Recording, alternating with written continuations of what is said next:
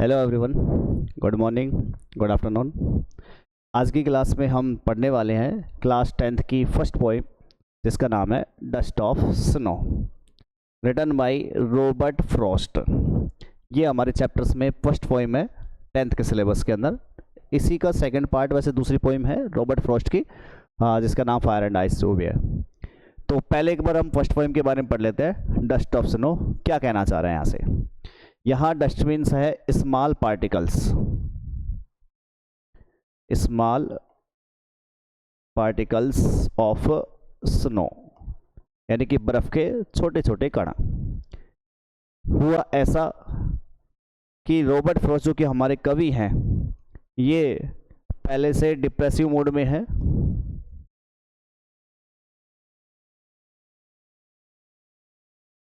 इनके दिन जो है वो थोड़े बेकार से उसको लग रहे हैं, क्योंकि कार्य उनके बन नहीं पा रहे हैं।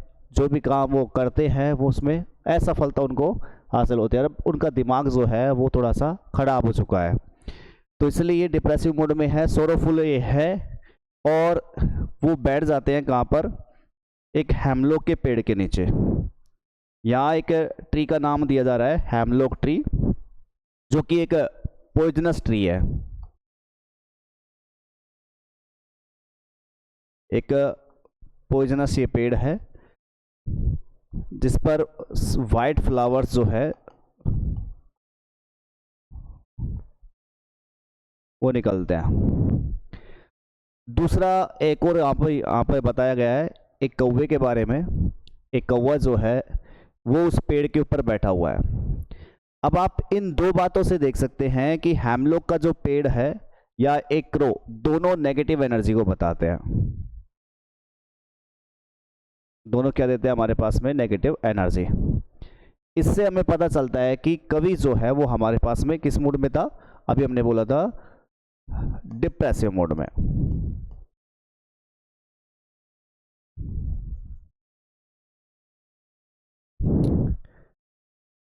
फिर होता क्या है, इतने में ही वो बर्फ के जो छोटे छोटे कण उस पेड़ के ऊपर जो गिरे हुए थे, dust of snow, small particles of snow, जो उसके पेड़ के ऊपर थे, तो कौवा जो है उनको हिला देता है। सुक डाउन ऑन मी, वो स्मॉल पार्टिकल्स ऑफ स्नो जो है उनको हिला दिया जाता है। वो स्मॉल पार्टिकल्स ऑफ स्नो जो है वो हमारे कवि रॉबर्ट फ्रॉस्ट के ऊपर आ जाते हैं।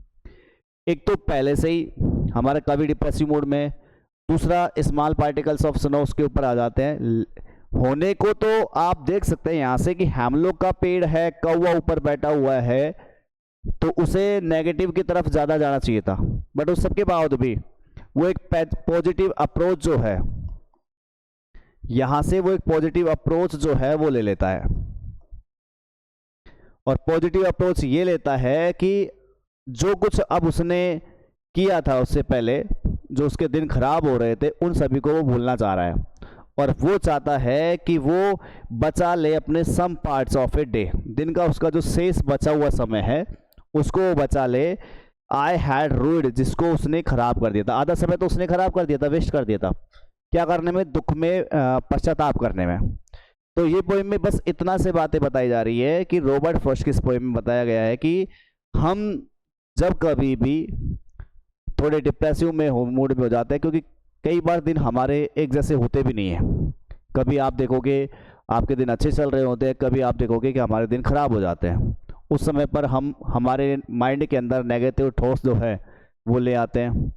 यहाँ भी हमारा कभी नेगेटिव थॉट्स में ही था, लेकिन उस सबके बाद भी has given my heart A change of mood. क्या हुआ, सडन चेंज होता है उसके दिमाग के अंदर, और वो पॉजिटिव अप्रोच को अपनाता है। वो सोचता है कि मैंने अपना दिन का आधा समय तो मैंने खराब कर ही दिया, लेकिन अब मैं आधा समय जो है उसको खराब नहीं करूँगा और एक अच्छे कार्य के तौर पर मैं उसको यूटिलाइज करूँगा।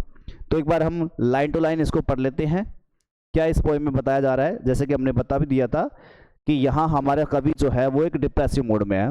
एक हेमलॉक के पेड़ के नीचे बैठा हुआ था। तो the way A crow Shuk down on me, जिस तरीके से एक कौवे ने शुक डाउन ऑन मी, मेरे ऊपर से हिलाया।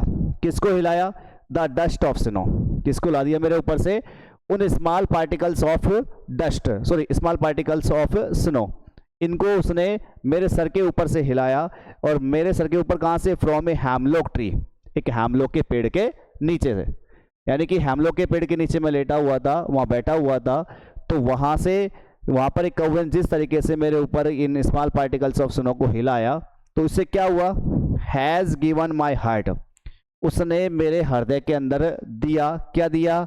ए चेंज ऑफ मूड, मेरे हृदय के अंदर क्या कर दिया? एक तरीके से सडन चेंज ऑफ मूड ला दिया। अचानक से मेरा मूड जो है बदल गया था। पहले मैं नेगेटिव थॉट्स ला रहा था, ये ध्यान रखना है इसमें कि पहले मैं नेगेटिव थॉट्स ला रहा था, लेकिन बाद में मैंने पॉजिटिव जो अप्रोच है उसको मैंने पॉजिटिव अप्रोच उसको मैंने ला दिया। तो इससे हमें साफ झलकता है।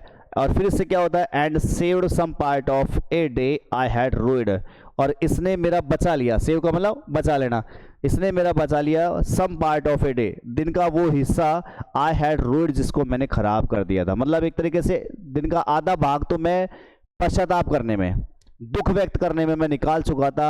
मैं वही बात, जैसे कि हमारे साथ जब दिन अच्छे नहीं चलते हैं तो हम थोड़ा सा एक डिप्रेसिव मोड में चले जाते हैं, रोते धोते रहते हैं, तो वो जो तरीके हैं उसमें मैंने अपना दिन आधा दिन खराब कर दिया था। लेकिन अब मैं आधा दिन जो है उसको मैं खराब नहीं करूँगा, शेष समय को मैं यूटिलाइज करूँगा किसी अच्छे कार्य में। तो इससे हमें पता चलता है कि लेखक जो है वो पॉजिटिव अप्रोच में आ चुका था।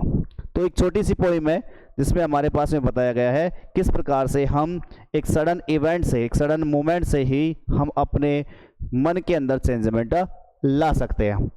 अब जाते जाते इस पोइम के अंदर क्या है? एक तो राइम स्कीम वाला क्वेश्चन।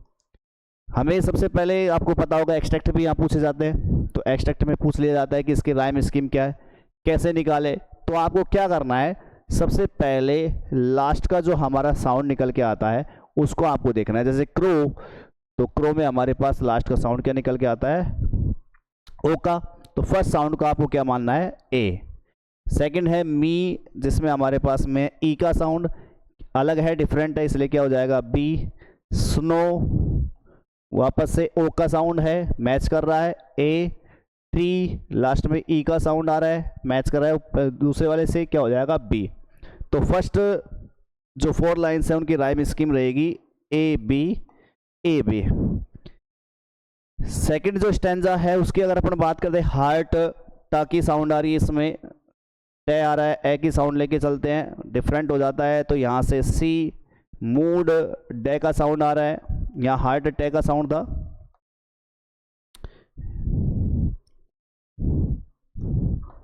यहाँ टे का साउंड था हमारे पास में,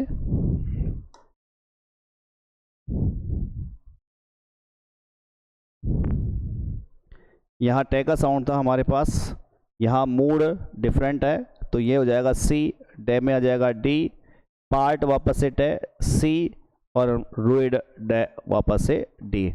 तो यहाँ देख सकते हैं ए बी, यहाँ हो जाएगा सी डी सी डी। इस प्रकार से हमारे यहाँ 2 स्टैंजास की राइम स्कीम में है। इसके अलावा एक जो क्वेश्चन इसमें आ जाते हैं समरी के बारे में, कि आपको इसकी समरी लिखनी पड़ सकती है। इसकी थीम जो है, मेजर थीम क्या है, हमने भी बताया कि यहाँ हम एक नेगेटिव जो अप्रोच है उसको साइड करके हम पॉजिटिव अप्रोच को अपनाना चाहिए। हमारे हो सकते हैं दिन खराब हो, लेकिन तब भी हमें पॉजिटिव थिंकिंग को साथ में लेना चाहिए। तो आज की क्लास में हम फर्स्ट जो पोइम है केवल इतना ही पढ़ेंगे। नेक्स्ट जो सेकंड पोइम है रॉबर्ट फ्रॉस्ट की हम पढ़ने वाले हैं नेक्स्ट क्लास में। तब तक के लिए बाय बाय।